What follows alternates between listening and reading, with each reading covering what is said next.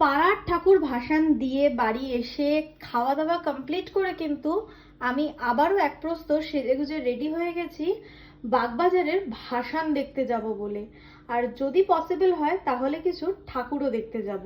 তাহলে চলুন দেরি না করে কিন্তু ঝটপট ঠাকুর দেখতে আর বাগবাজারের বিসর্জন দেখার জন্যে যাওয়া যাক। চলুন তাহলে।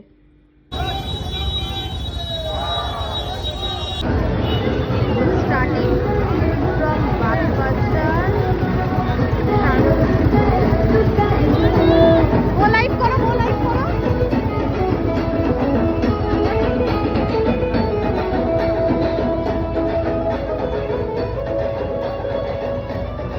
বাগবাজার সার্বজনীনের পুজো কিন্তু এবারে একটু বেশ প্রবলেমের সম্মুখীন হতে হয়েছিল। যে রাজবল্লভ পাড়া দিয়ে ঘোরে সেইখানে কিন্তু ঠাকুর একদম পাঁচমাথার মোড়েই আটকে যাওয়ার ফলে প্রচুর সময় লেগেছে কিন্তু এবছরের বাগবাজারের ভাসান যেতে। সেই কারণে কিন্তু যারা এই সাঁওতালি নাচ নাচবে বলে এসছিলেন তারা কিন্তু অনেক টায়ার্ড হয়ে পড়েছিলেন, সেই কারণেই সাঁওতালি নাচটা হচ্ছিল না।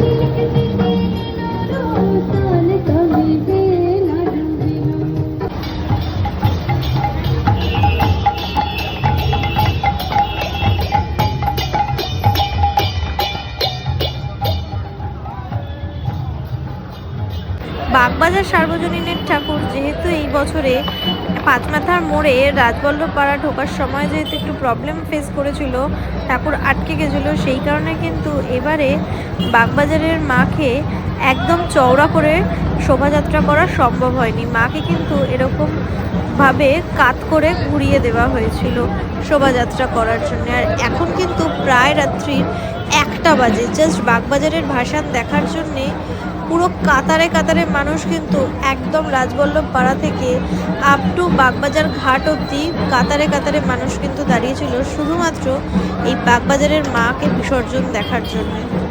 এই বছর বাগবাজার সার্বজনীনের পুজোতে কিন্তু ভাসানে প্রচুর লেট হয়ে গেছিল। যেরকম তাদের ঠাকুর বার করতেও লেট হয়েছিল, সেরকম কিন্তু তাদের রাজবল্লভ পাড়া থেকে ঠাকুর ক্রস করাতেও প্রচুর লেট হয়েছিল। সেই কারণে কিন্তু ভাসান হতে হতে শোভাযাত্রা হতে হতে প্রায় রাত্রির 1টা থেকে বেজে গড়িয়েই গেছিলো বলতে পারেন।